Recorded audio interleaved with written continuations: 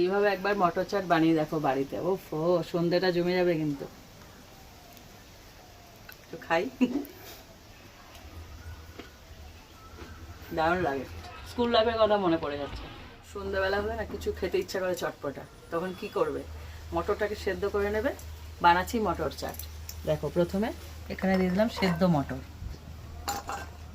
এরপর এর মধ্যে দিয়ে দিচ্ছি একটা পাকা কিন্তু কাঁচা লঙ্কা কুচি, দেখতে ভালো লাগবে।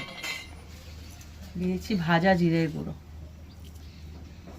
দিচ্ছি একটা ভিন্ন স্বাদ আনার জন্য চাট মশলা, একটু বিট লবণ।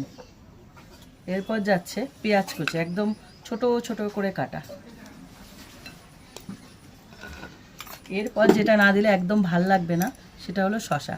এইভাবে কেটে নেবে একটা শসাকে, এরকম সরু সরু করে আর ছোট ছোট করে কাটতে হবে। কত ইজি দেখো, একদম সহজ। হ্যাঁ, মুখরোচক খাবার।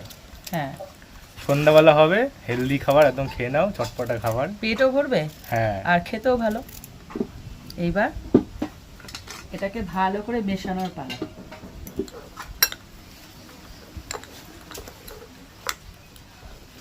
হয়ে গেল তৈরি, কি ইজি। এদিকে খুব ভালো লাগে খেতে।